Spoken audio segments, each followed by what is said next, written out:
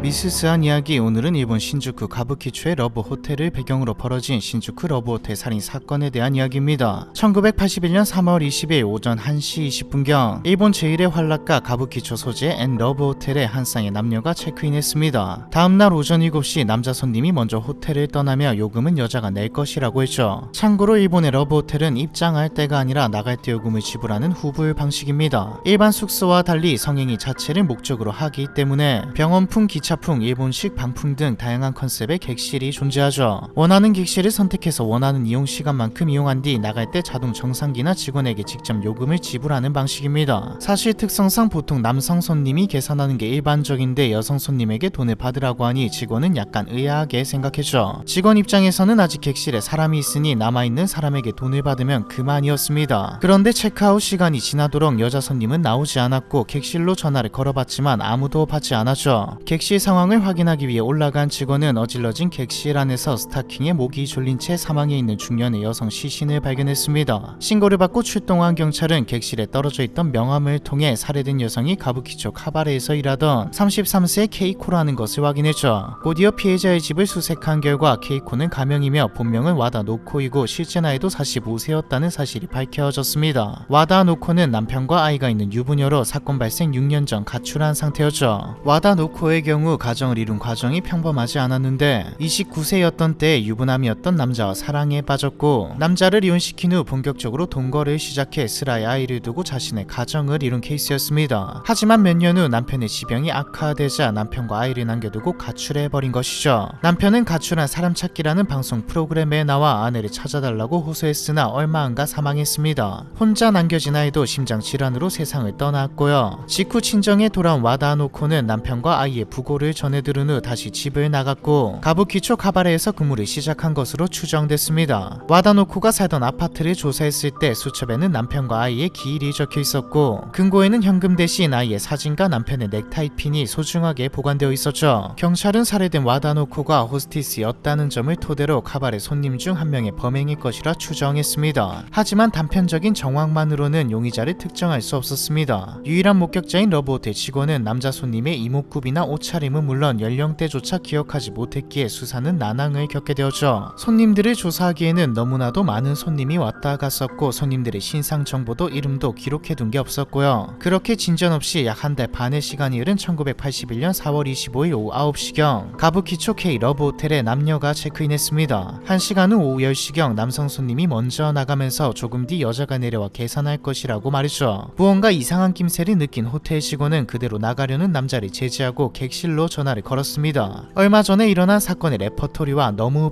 비슷했으니까요. 응답이 없자 직원은 남자에게 잠깐 기다리라고 말한 뒤 객실로 향했다가 팬티 스타킹으로 목이 졸린 채 사망해 있는 20대 여성을 발견하게 되죠. 목욕 가운 하나만 걸친 전라의 상태였습니다. 직원이 경찰에 신고하기 위해 카운터로 돌아왔을 때는 남자는 이미 도주한 후였죠. 러브호텔에서 또 한 번의 살인사건이 벌어지자 경찰은 앞서 앤 러브호텔 사건과 동일범의 소행임을 직감했습니다. 스타킹으로 목을 졸라서 죽였다는 범행 방식도 동일했죠. 나가면서 여자가 돈을 낼 거라는 말도 같았고요. 안타깝게도 현장 검거는 실패했지만 이번에는 남자의 얼굴을 보고 대화까지 한 목격자가 있었습니다. 호텔 직원은 남자가 30-40대의 평범한 셀러리맨처럼 보였으며 남녀 사이가 꽤나 친밀해 보였다고 진술했죠. 경찰은 이를 통해 피해자의 신원을 좁혀가면서 피해자 주변 인물 중 30-40대 남성을 추려보기로 했습니다. 그런데 예상치 못한 난간에 봉착했죠. 피해자의 신원을 밝혀낼 실마리가 딱히 없었거든요. 현장에서는 작은 십자가 귀걸이와 여자가 신고 온 것으로 보이는 핑크색 샌들, 담배와 라이터만이 발견되었습니다. 여성의 속옷을 비롯한 의류와 가방 등 여성의 소지품을 범인이 모두 가져간 상태라 신원을 밝힐 수 있는 단서가 없었죠. 경찰은 피해 여성의 몽타주를 작성해 제보를 요청했지만 교세당한 시신은 얼굴이 부어올라 원래 이목구비를 확인하기도 어려웠고 당시로는 생전 얼굴을 복원할 기술도 없었습니다. 알아낼 수 있는 정보도 제한적이었죠. 피해자는 키 157cm, 나이는 20세 전후로 담배와 라이터가 현장에 있었던 것과 달리 폐가 깨끗한 것으로 보아 흡연을 하지 않는 여성이었습니다. 겨드랑이에 액취증 수술 흔적이 남아있었고 충치가 많아 치아 상태가 좋지 않았죠. 골격 특징으로 보아 대만인이라고 추정되나 어디까지나 추정일 뿐 확실하지는 않았습니다. 경찰은 끝내 이 여성이 어디서 온 누구인지 밝혀내지 못했죠. 신분을 유추할 만한 모든 것들은 범인이 가져간 것으로 추정되고요. 이후 다시 한 달 반의 시간이 지난 1981년 6월 14일 오전 6시 5시 30분 H 러브 호텔에서 한 통의 신고 전화가 접수됩니다. 목에 팬티 스타킹이 감긴 채 쓰러져 있는 벌거벗은 여자가 있다는 내용이었죠. 발견 당시 혼수 상태였던 피해자는 곧바로 인근의 도쿄 일과대학 병원으로 후송되었지만 오후 8시 55분경 숨지고 말았고요. 다행히 피해자의 신원을 밝힐 단서는 남아있었습니다. 객실 내 여성의 것으로 보이는 종이 봉투가 있었고 그 안에서 가와구치 시립 도서관에서 대여한 소설책 아사코 뉴욕에 가다가 발견되었죠. 경찰은 해당 책을 빌린 사람을 역추적해 피해자의 신원이 사이타마현 가와구치시에 거주하던 17세 여성이라는 사실을 밝혀냈습니다. 피해자는 중학교 때까지는 책과 연극을 좋아하는 우등생이었으나 고등학교에 진학한 후 질이 나쁜 폭주족과 어울리면서 흡연과 본드를 부는 등 비행을 일삼아 1학년 말에 고등학교에서 퇴학을 당한 상태였고 배우를 꿈꾸며 장래를 약속한 18세 남자친구와 동거하는 중이었죠. 사건 발생 전날 피해 여성은 남자친구에게 연극계에 대해 잘 아는 사람을 만났는데 조만간 탤런트로 데뷔하게 될지도 모른다고 이야기했습니다. 그리고 다음날 오후 4시 30분까지 남자친구와 함께 시간을 보내다가 본가에 다녀오겠다고 말하고 신주쿠의 가부키초로 향했죠. 이후 목격자의 진술을 통해 밝혀진 행적은 다음과 같습니다. 피해자는 오후 6시 30분경 셀러리맨으로 보이는 남성과 H 러브 호텔에 체크인했습니다. 1시간 뒤인 오후 7시 40분경 남자가 호텔 데스크에 전화해 이제 곧 나가겠다고 고지했죠. 하지만 어쩐 일인지 여자와 함께가 아니라 혼자만 나왔고 이내 다급한 걸음으로 사라졌습니다. 이를 수상하게 생각한 직원은 객실에 들어갔다가 전라 상태로 목이 졸린 채 쓰러져 있는 피해자를 발견한 것이었죠. 스타킹으로 목을 졸라 살해한 범행 수법은 앞서 발생한 N러브호텔, L러브호텔 사건과 동일했습니다. 한 가지 다른 점이 있다면 피해자의 손과 발에 끈으로 결박한 것으로 보이는 피와 출혈 흔적이 남아 있다는 것뿐이었죠. 부검 결과 시체 위에서 커피가 200cc 검출되었기 때문에 가부키초의 카페에서 용의자와 만난 후 러브호텔로 간 것으로 추정되었습니다. 일각에서는 피해자가 신주쿠에 나와 매춘을 하고 있었던 게 아니냐는 가능성도 제기했죠. 남자친구의 증언도 이런 주장에 무게를 실어주었습니다. 피해자가 그다지 아르바이트를 하지 않는데도 돈이 떨어지지 않았으며 매주 토요일이 되면 한 푼도 없어지지만 주말 동안 본가에 갔다가 월요일이 되면 언제나 수중에 2, 3만엔 정도의 현금을 가지고 나타났다는 내용이었죠. 하지만 피해자의 지인들은 피해자가 남자친구와 관계도 좋았고 자신의 미래를 진지하게 고민하고 있었기에 스스로 매춘에 나서는 위험한 선택을 하진 않았을 것이라고 입을 모았습니다. 만약 매춘을 했다면 거리에서 했을 것이기에 누구 말이 맞는지는 알 수 없었죠. 경찰은 첫 번째와 두 번째 사건의 피해자가 매춘을 하던 중에 살해당했을 가능성이 높았기에 세 번째 피해자 역시 매춘을 하지 않았더라도 어떤 식으로든 용의자와 목적성을 가지고 러브호텔로 이동했을 것이라고 생각했습니다. 어쩌면 연극계 관계자라고 했던 남성이 이 남성이며 데뷔시켜주겠다는 것을 비밀로 관계를 요구했을 수도 있죠. 세 개의 사건을 하나로 잇는 공통점도 추가로 나왔습니다. 부검 결과 살해된 3명의 피해자에게서 각성제가 검출된 것이었죠. 주사 흔적이 없으므로 입이나 코로 들이마신 것으로 추정되나 피해자가 자의로 했는지 범인이 강제로 했는지는 알 수 없었습니다. 한 지역 내 러브호텔에서 여성들이 팬티 스타킹으로 목 졸린 채 줄줄이 살해당하자 주요 방송사와 신문사는 연속 살인사건을 대서특필하기 시작했고 사건 내용은 일본 전역으로 퍼져나갔죠. 일본 국민들은 하루빨리 범인을 잡아들이라고 촉구했습니다. 하지만 경찰은 이 3건의 살인사건이 동일범의 소행으로 추정만 할 뿐 범인의 윤곽은 잡지 못하고 수사는 난항에 빠지고 말죠. 그도 그럴 게 프라이버시 침해를 우려해 러브호텔 내외부 모두 CCTV가 설치되어 있지 않았고 목격자 진술이 엇갈려 용의자의 몽타주를 작성할 수도 없었거든요. 딱 하나 공통적인 진술은 용의자가 키 160cm대의 30대 남성으로 전형적인 셀러리맨의 모습을 하고 있다는 것이었습니다. 하지만 이것들만으로는 범인을 유추할 수 없었죠. 키 160대의 30대 셀러리맨 남성은 일본에서 널리고 널렸으니까요. 두 번째 사건에서는 범인이 피해자의 신분이 밝혀질 만한 물건을 전부 수거해 가져갔으나 첫 번째와 세 번째 사건은 피해자 소지품을 그대로 남겨두고 갔다는 점을 보아 두 번째 사건 피해자와 직접적으로 연관된 사람의 가능성도 높았습니다. 반면 범행 수법을 제외하면 사건 발생 요일이나 간격의 규칙성이 없는 것과 진술에서 딱히 공통점이 없다는 점을 들어 동일범이 아닌 각각 별개의 사건으로 봐야 한다는 주장도 나왔죠. 동일한 지역 내 러브호텔이라는 특정 장소를 배경으로 범행이 발생한 이유에 대해서는 가부키초 자체가 강력범죄가 끊이지 않는 우범지대이며 어쩌면 최초의 살인사건 이후 범행 수법을 학습한 모방범들에 의한 범행인지도 모른다는 의견도 존재했습니다. 실제로 19세기 말 영국을 공포로 몰아넣은 연쇄살인마 잭 더 리퍼가 출연했을 당시 잭 더 리퍼의 악명에 기대어 그가 일으키지 않은 것으로 보이는 수많은 모방범죄가 많이 일어났던 사례가 있으니까요. 형체 없는 추정만 거듭되는 가운데 1981년 2016년 6월 25일 오후 11시경 한 남자와 함께 아이 러브 호텔에 체크인했던 여성이 살려달라면서 호텔 데스크에 구조 요청 전화를 했습니다. 피해자는 카와구치 시내 한 카바레에서 호스티스로 일하는 30세 여성이었죠. 이 여성은 게임센터에 혼자 앉아있던 중 어떤 남성이 다정하게 말을 걸며 접근해와서 대화를 나누다가 함께 호텔로 향했습니다. 체크인 직후 객실에 들어섰을 때 남자가 갑자기 목을 조르기 시작했고 격렬하게 저항하다가 의식을 잃고 쓰러지자 남자가 지갑에서 현금을 갈취해 그대로 도주했다고 전했죠. 해당 사건이 발생한 아이 러브 호텔은 열흘 전 세 번째 살인사건이 발생했던 H 러브 호텔 바로 근처에 있었던 호텔이었습니다. 만약 동일범의 소행이라면 열흘 전 살인사건이 발생해 가부키초 주변에 수사 인력이 집중된 상황에서 거의 비슷한 범죄를 저질렀다는 점이 대담함을 넘어 비상식적으로 느껴지는 수준이었죠. 네 번째 사건은 다행히 미수에 그쳤지만 이번에도 범인은 잡지 못했습니다. 생존자가 있기에 범인 검거에 큰 역할을 할 것으로 기대되었지만 당시 사회 분위기상 처음 보는 남성과 러브 호텔로 향했던 생존자에 대한 비난이 쏟아지자 수사에 협력하는 것을 포기하고 은둔을 택했고요. 사건은 별다른 진전 없이 미궁에 빠졌고 1982년이 되면서 신주쿠 가부키초 디스코 살인사건 등을 비롯해 큰 사건 사고가 연이어 터지면서 사건은 기억 저편으로 잊혀지게 되었죠. 이 시기 신주쿠는 범죄 온상지로 여겨졌으며 특히 가부키초 지역은 야쿠자와 관련된 다양한 불법 활동의 중심지로 하루가 멀다 하고 사람이 죽거나 다쳐 나가는 지역이었습니다. 매일 새로운 사건이 쏟아지는 상황에서 잊혀진 사건이 재조명되는 일은 없었고 결국 1996년 6월 공소시효가 만료되면서 영원한 미제로 남게 되고 말죠. 하지만 해당 사건이 일본 사회에 미친 영향이 아예 없는 건 아닙니다. 사건이 발생하기 전까지 러브 호텔은 이용자의 프라이버시를 위해 감시 카메라를 설치하지 않는다는 방침을 고수했으나 이후 가부키초뿐만 아니라 각지에서 비슷한 사건이 잇따라 일어나면서 감시 카메라를 설치하는 것이 의무화되었죠. 덕분에 이후에 일어난 범죄는 범인을 검거했고 또 범죄율도 낮아졌고요. 잠들지 않는 일본 최대의 번화가에서 벌어진 또 하나의 잔혹한 미제 사건, 신주쿠 러브 호텔 살인 사건에 대한 이야기, 이번 편은 여기까지입니다.